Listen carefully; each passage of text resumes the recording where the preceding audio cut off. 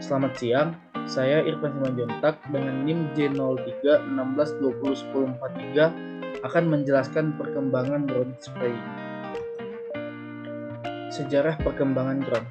Di era serba digital ini, penemuan-penemuan teknologi berhasil dikembangkan dan alhasil manusia-manusia pun sangat memanfaatkan teknologi-teknologi luar tersebut. Dari sekian banyak teknologi yang ada, salah satu yang sedang menduduki puncak yakni drone.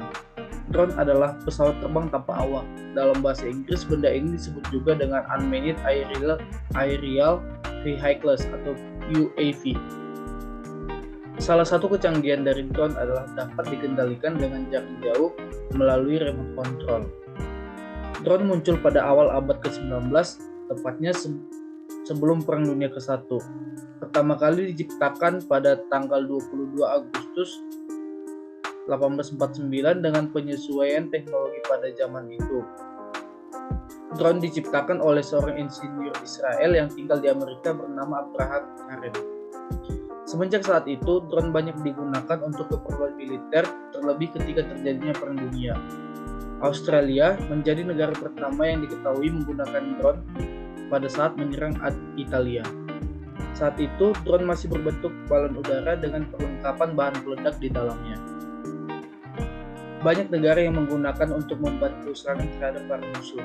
Sedangkan di Indonesia, teknologi ini sudah dikenal sejak tahun 2002 dan ternyata tidak dapat berkembang sesuai dengan diharapkan.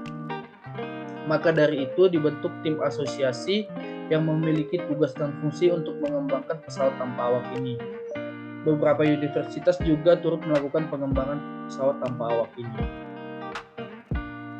Pemanfaatan drone. Yang pertama dalam bidang fotografi dan videografi.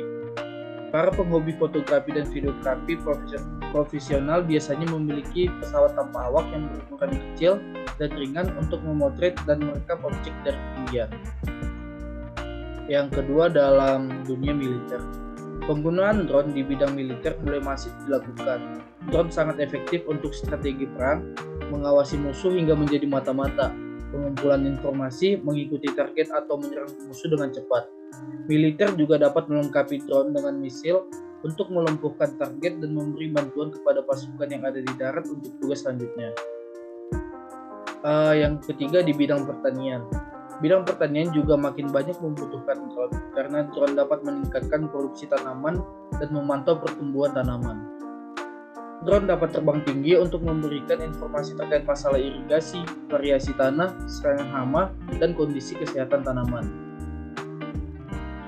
Nah, pemanfaatan drone pada pertanian. Yang pertama untuk pemantauan kesehatan tanaman. Drone yang digunakan untuk memantau kesehatan tanaman ini dilengkapi dengan peralatan khusus yang disebut dengan NDVI. Hal ini memudahkan petani untuk memantau tanaman mereka yang sedang dalam proses pertumbuhan, sehingga mereka dapat menangani permasalahan yang ada dengan cepat untuk menyelamatkan tanaman mereka. Yang kedua, untuk pemantauan kondisi lapangan. Selain untuk memantau kondisi di lapangan, penggunaan drone juga digunakan untuk kebutuhan memantau kesehatan tanah. Drone dapat memberikan pemetaan lapangan yang akurat dan informasi ketinggian yang memungkinkan petani dapat menemukan masalah di lapangan dengan cepat. Yang ketiga, untuk penanaman dan pembibitan. Selanjutnya, kegunaan drone yakni penanaman dan pembibitan. Namun, sayangnya kegunaan yang satu ini kurang luas diaplikasikan di bidang pertanian. Keempat, untuk perawatan semprot. Kemudian inovasi drone untuk perawatan semprot. Penggunaan drone untuk perawatan semprot ini sudah tersebar luas di wilayah Asia Tenggara. Korea Selatan telah menggunakan drone untuk penyemprotan sekitar 30% dari pertanian mereka. Penyemprot drone ini secara otomatis dapat memandu ke area yang sangat sulit dijangkau seperti ladang teh di ketinggian yang curam.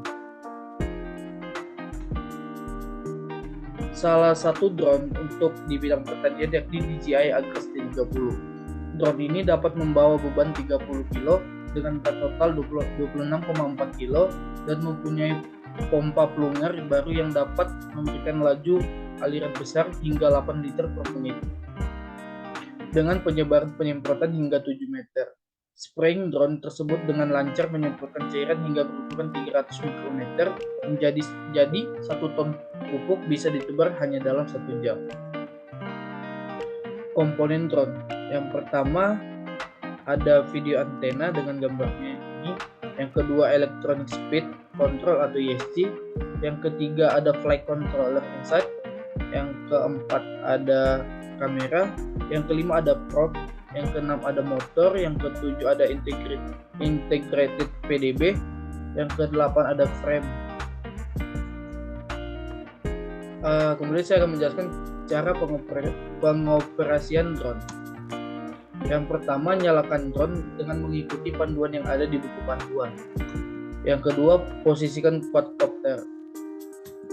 Yang ketiga, dorong throttle quadcopter ke bawah. Yang keempat, lepas landas dan mempertahankan posisi quadcopter. Yang kelima, memposisikan diri dalam drone untuk meminimalisir terjadinya hal yang tidak diinginkan.